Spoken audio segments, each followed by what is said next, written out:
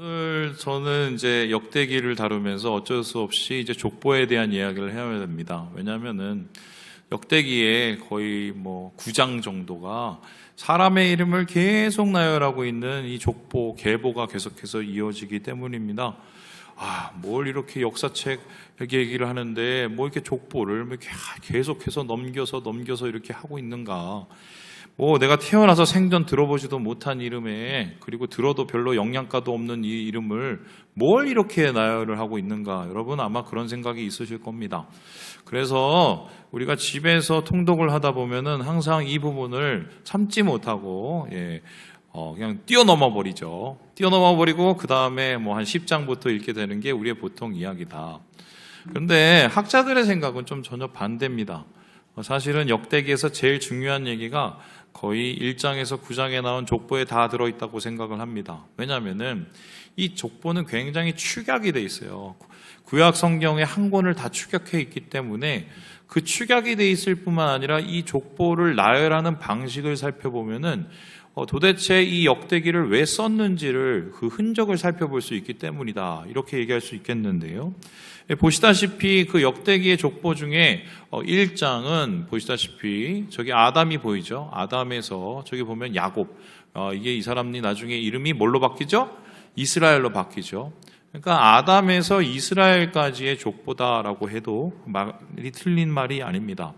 그런데 이 1장에 나오는 이 아담에서 이스라엘의 족보를 잘 들여다보면은 이 족보 속에서는 역대기가 얘기하고 있는 족보를 해결하는 기술하는 방법들이 정확하게 뚜렷하게 보이기 시작을 합니다.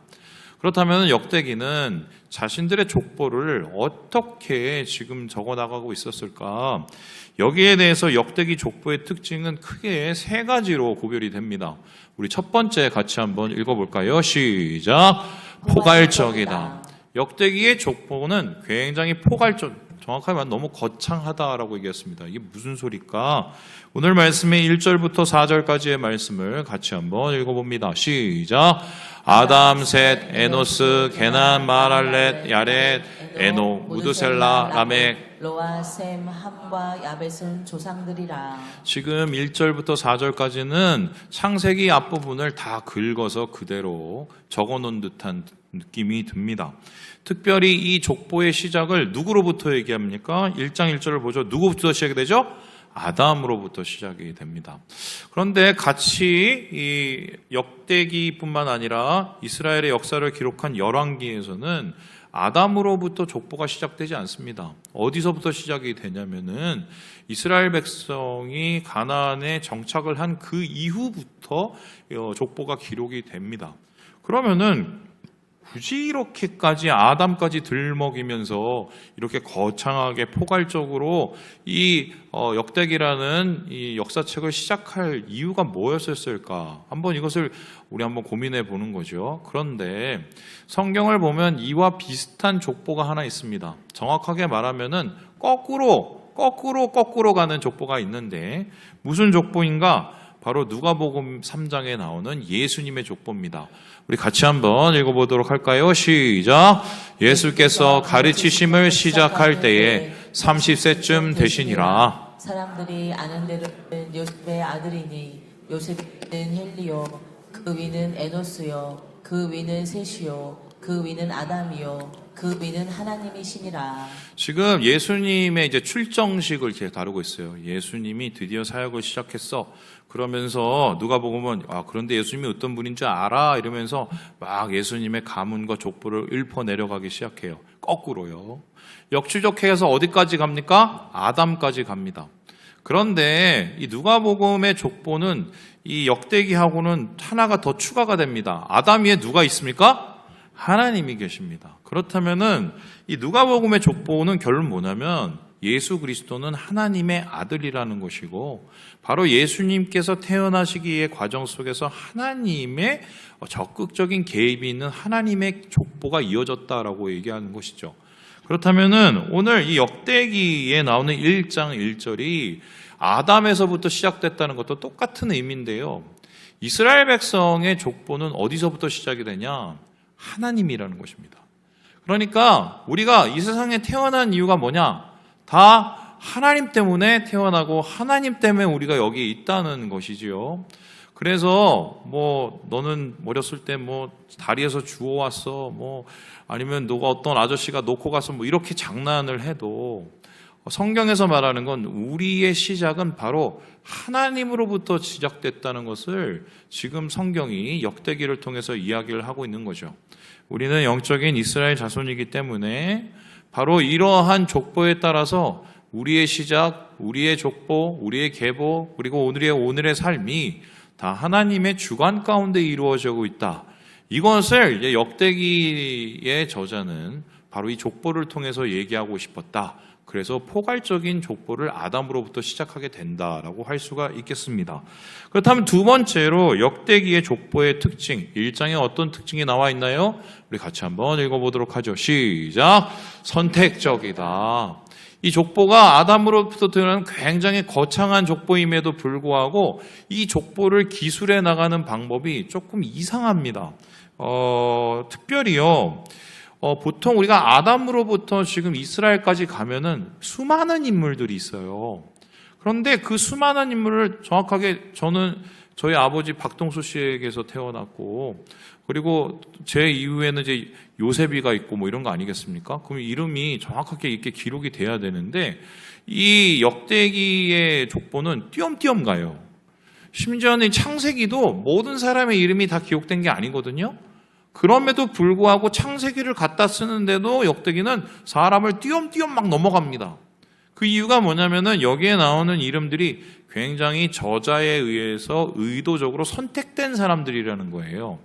특별히 이 의도에 의해서 선택된 사람의 가장 중요한 사람이 이사람일 텐데요. 우리 함께 27절, 28절 말씀을 읽어보도록 하지요. 시작! 아브라함 곧 아브라함은 조상들이요. 아브라함의 자손은 이삭과 이스마엘이라. 여기에 보면은 다음 그림 보여주시죠. 이 족보의 특징이 있습니다. 뭐냐면은 아담에서 시작돼서 노아까지가요, 사람을 줄여서 10명으로 추립니다. 그리고 노아에서 저기 아브라함까지를 또 10명으로 사람과 사람을 추려서 추립니다. 그리고는 이스라엘로 넘어가요. 그 사이에는 사실 사람들이 훨씬 많은데 일부러 10 이렇게 딱 맞춰버려요. 그 이유가 뭐냐면은 이 족보의 가장 핵심적인 인물들이 바로 이 사람들이라는 겁니다. 아담, 노아, 그리고 아브라함, 그리고 누구예요? 이스라엘. 그럼 이 세 사람, 네 사람의 특징이 뭘까요? 이 특징, 이 선택적인 이 특징을 알아보면은 왜 족보를 썼는지를 알 텐데, 그 특징이 뭐냐? 바로 이 사람들은 하나님하고 직접적으로 언약을 맺은 사람이에요. 여러 사람이 있지만 하나님하고 언약을 맺은 사람은 많지가 않습니다. 왜 우리가 언약이라고 그러냐? 우리는 계약이라는 말을 좋아하지만 계약은 계약서가 있어요. 그죠? 그런데 이스라엘 백성들이 하나님하고 계약을 맺었을 때는 계약서가 있어요? 없어요? 없습니다. 나중에 무슨 율법을 받기도 했지만 사실 그게 다 없어졌어요. 그럼 뭐만 남아있냐면 말만 남아있습니다. 그래서 말로 언약을 맺었다고 해서 계약을 맺었다고 해서 언약이라고 합니다. 그렇다면은 아담은 어떤 언약을 맺었을까요?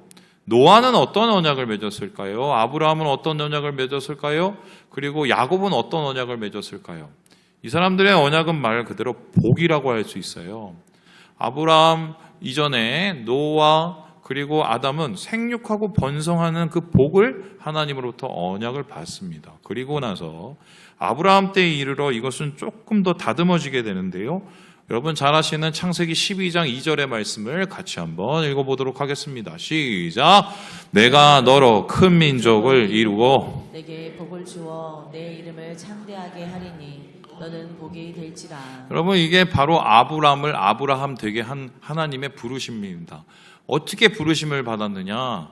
이 사람을 가나안으로 이끌어내시면서 하나님께서 약속을 내게 아주 창대한 민족을 주겠다, 내게 많은 땅을 주겠다 이렇게 꼬셨지만 실제적으로 하나님이 이 아브라함을 통해서 맺은 언약은 뭐냐면은 너를 통해서 많은 사람들이 복받게 해주겠다는 거예요. 그래서 하나님의 족보는 어떤 족보냐? 하나님의 복을 받고 누리는 법이 정확하게 기록된 족보입니다. 이 축복의 족보라고 할 수가 있는데 이 축복의 족보 속에서 아브라함, 노아 혹은 아담 실패도 하고 또 하나님과 함께 큰 일을 이루어 가지만 하나님께서는 그들과 함께한 약속을 이루어 가시면서 궁극적으로 이스라엘이 나중에 큰 민족을 이루어서 가나안에 정착하게 만드는 뭐 이러한 언약을 이루시는 하나님의 계획이 나타나는 거죠. 그래서 이 역대기의 족보는 굉장히 선택적일 수밖에 없는 게 바로 하나님의 언약과 그 축복을 다루고 있기 때문이다. 이렇게 볼 수가 있겠습니다. 그렇다면 마지막으로 역대기 족보는 특별히 1장에 나타난 족보는 어떤 특징을 갖고 있을까요? 우리 같이 한번 읽어보도록 하겠습니다. 시작! 비주류적이다. 이게 무슨 소리냐? 이 역대기에 나오는 1장에 여러 인물들이 나옵니다. 그 여러 인물 중에서 여러분의 눈에 보기에 좋은 몇몇 사람들이 있는데 예를 들어서 니므롯 뭐 이런 사람 나옵니다. 이 니므롯이라는 사람은 실제적으로 이 성경 외에 다른 곳에서도 기록이 되고 이 사람은 굉장히 영웅, 우리로 따지자면 여러분 잘 아시는 허큘레스, 헤라클레스하고 비슷한 그런 인물이라고 보시면 돼요. 그 당시에 다 유명했던 사람들이에요. 그리고 뿐만 아니라 여러분 이스라엘을 계속적으로 괴롭히면서 나중에는 침략도 했던 사람들이 있죠. 바로 아수르 뭐 이런 이름들이 등장을 합니다. 그런데 아수르나 뭐 아르박사시나 이런 이름들은요 쉽게 설명하면 이 족보에는 주류가 아니에요.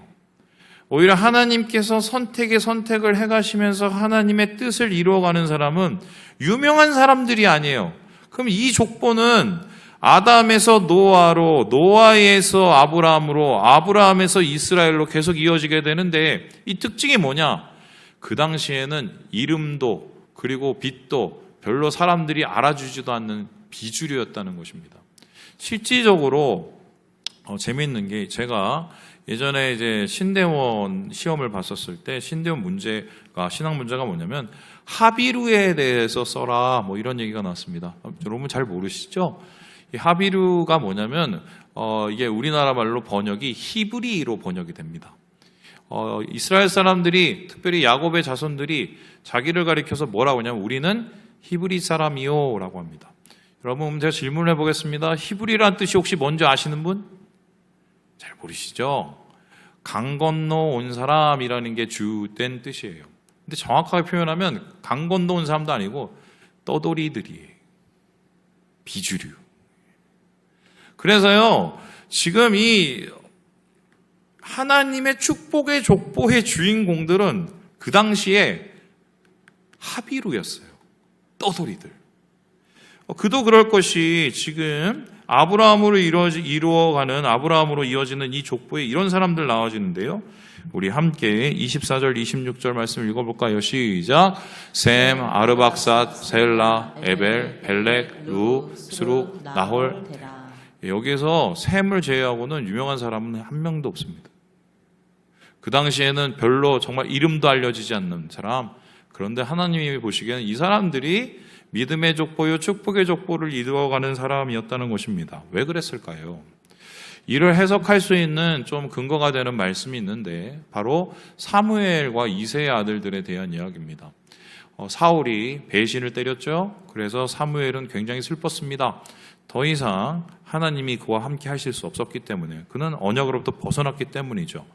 그러고 나서 사무엘이 무엇을 하느냐? 하나님으로부터 명령을 받습니다. 야, 너 저기 베들레헴이라는 동네에 가서 거기서 이새라는 사람의 집에 가봐. 베들레헴은 지금도요 가보면은 그냥 촌이에요, 촌. 베들레헴이 뭐냐? 이게 빵집이라는 이름입니다. 한마디로 거기에 보면 밀을 재배했는데 밀을 재배해서 밀가루 만들어서 빵 만들어서 팔던 동네예요. 빵집. 전 빵을 좋아하긴 하지만 가보면 생각보다 되게 작아요.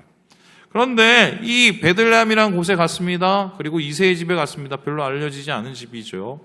거기에서 하나님께서 그 중에 한 명을 왕으로 세우신다고 했어요. 사울 대신해서. 그러고는 아들들을 좀 보여달라고 했습니다. 그러니까 첫째 아들부터 쫙 갔어요. 근데 첫째 아들이 아무리 봐도 제일 잘생기고 제일 크고 얼굴도 좀 제일 잘나 보이는 거예요.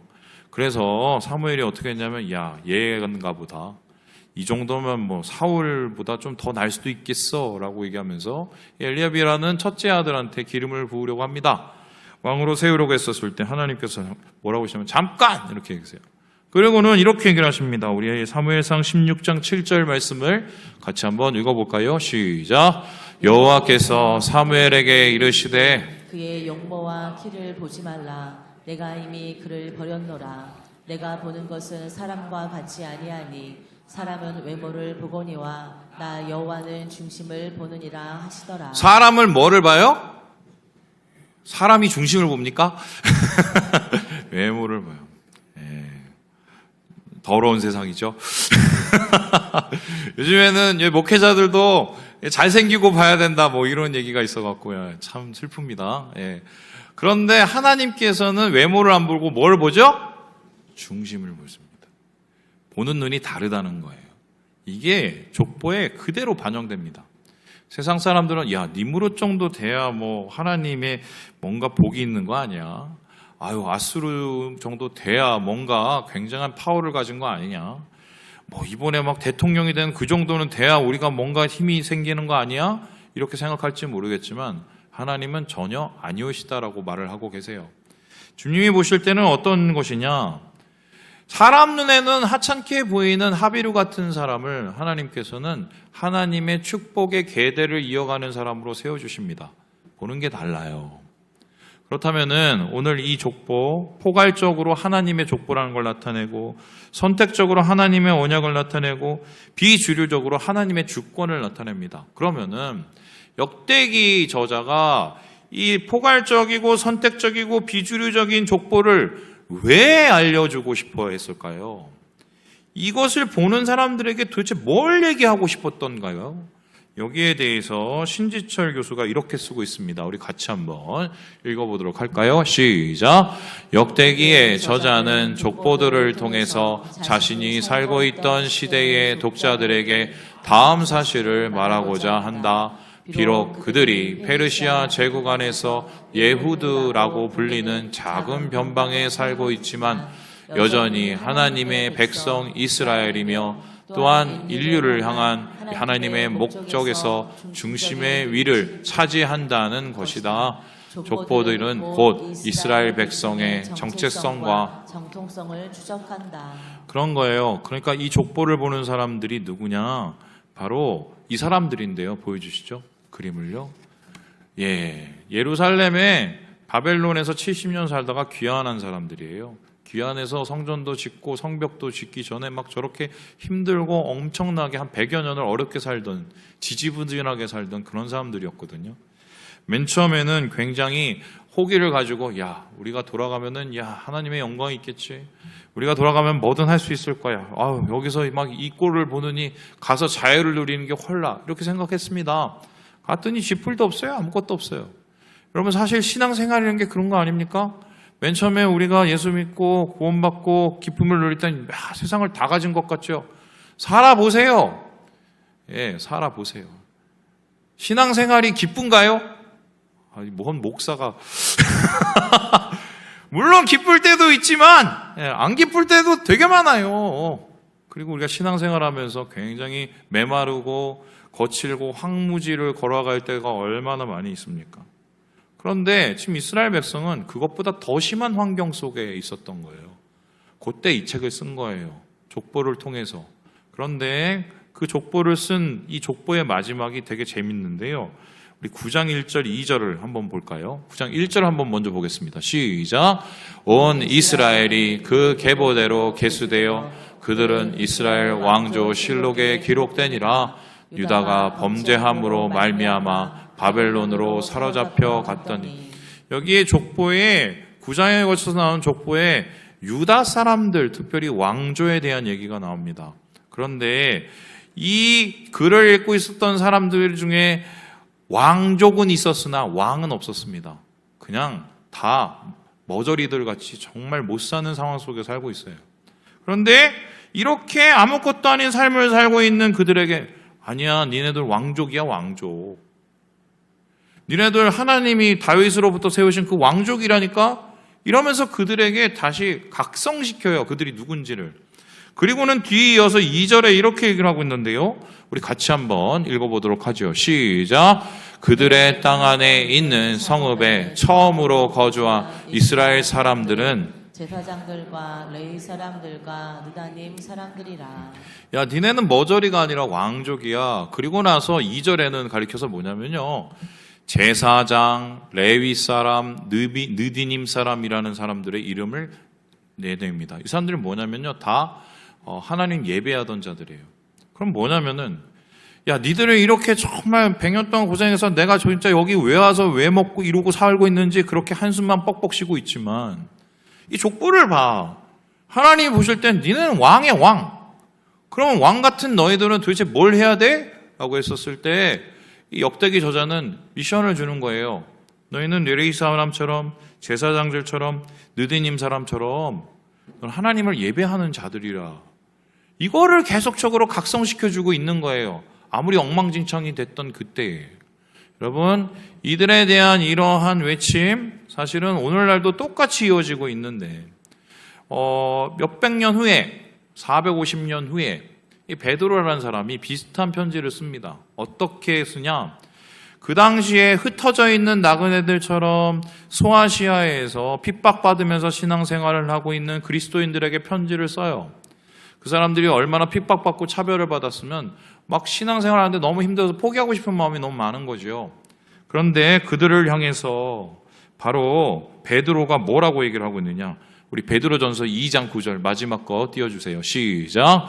그러나 너희는 택하신 족속이요 왕같은 제사장들이요 거룩한 나라요 그의 소유가 된 백성이니 이는 너희를 어두운 데서 불러내어 그의 기이한 빛에 들어가게 하시니에 아름다운 덕을 선포하게 하려 하심이라. 역대기의 족보를 통해서 하고 싶던 메시지를 지금 베드로도 똑같이 그의 성도들, 그의 교회들에게 이야기를 하고 있습니다. 오늘날도 이 이야기는 그대로 이어집니다. 여러분, 예전에 저는 아직도 기억합니다. 어떤 애가 있었어요. 제가 있던 한 청년이었는데, 야, 너는 뭐가 되고 싶냐? 했더니 가수가 되고 싶대요. 그래서 가수가 왜 되고 싶냐? 나도 옛날에 해봐서 하는데 그거 보통 힘든 거 아니야. 네. 그래서 자기는 꼭 아이돌 가수가 되고 싶대요. 그래서 그래? 근데 제가 볼 때는 그렇게 아이돌처럼 이쁘지는 않는데 뭐 되고 싶다고 하니까 내가 물어봤어요. 그래, 그럼 가수 돼서 뭐를 하고 싶은데? 그랬더니 하나님께 영광을 돌리고 싶대요. 그래서 그럼 하나님께 어떻게 영광을 돌리는 거냐? 나 좀 가르쳐주라. 나도 한번 해보게. 그랬더니 가수가 돼서 아이돌이 돼서 음악 중심에 나가서 1등을 하고 1등을 할 때 소감으로 뭡니까? 하나님께 영광을 돌린다. 그게 그 친구는 이제 인생의 목표가 된 거예요. 그 친구는 음중에 나가서 뮤뱅이나 음중에 나가서 뮤직뱅크라고 있거든요. 1등에서 하나님께 영광을 돌립니다. 그게 그 인생의 목표이라는 거예요. 그래서 제가 걔를 한참 쳐다봤어요. 저를 아시는 분은 알지만 전 되게 팩폭에 강해서 저희 아이들이 뭐냐면 아빠 그만해 귀에서 피나겠어 뭐 이 정도거든요. 그래서 제가 그 친구에게 솔직하게 얘기했습니다. 내가 그쪽 세계에서 좀 있어봤는데 너는 솔직히 좀 되게 어려워. 얘기해줘요. 두 번째는 뭐냐면은 혹여나 네가 어떻게 된다고 하더라도 네가 생각하는 삶하고 거기에 가서 살면 굉장히 힘들 거야. 다른 거야. 라고 했어요. 그리고 나서 제가 그 친구한테 얘기했습니다. 정말 하나님이 네가 나중에 아이돌 돼서 음악 중심에 나가서 하나님께 영광을 돌립니다. 1등 하면서 그 얘기를 하면 영광을 정말 받으실까? 그걸 물어봤어요. 그러면서 제가 그 얘기를 했습니다. 오늘 네가 하나님께 영광이라고. 네가 있는 그 자리에서 하나님의 기쁜 하나님의 왕 같은 제사장으로 하나님의 소유된 백성으로 하나님을 너의 모습을 통해서 나타내면 네가 바로 그게 하나님의 영광이라고 내가 그때 그렇게 표현을 했습니다. 저는 아직도 그렇게 생각하고 있습니다. 네. 큰 교회 무슨 1000명, 10,000명 교회 목사 되면 하나님께 영광 돌리는 겁니까? 저 맨 처음에 교회 의정부에 왔었을 때 20몇 명, 30몇 명 전 그때도 하나님께 영광을 돌리려고 노력을 했어요. 참 잘 안 됐지만. 영광은 그렇게 돌리는 게 아닙니다. 거룩한 하나님의 족보와 왕 같은 족보는 그렇게 이어지는 게 아니에요. 하나님이 선택한 그 자들이 우리의 삶의 자리에서 주님의 그 마음과 주님이 주신 그 비전과 미션을 잃어버리지 않고 살아갈 때 그게 영광이 되는 거예요. 역대기가 그걸 얘기하고 있는 겁니다. 말씀을 마칩니다. 우리 사랑하는 여러분, 여러분은 왕이십니다. 우리 옆형제 자매 축복해 보겠습니다. 왕이십니다. 예. 왕이면 우리 제사장으로 서야겠죠. 주님을 예배하는 왕 같은 제사장 되셔서 주님의 축복의 통로가 되시는 우리 모든 형제 자매들 되시길 주님의 이름으로 축원합니다.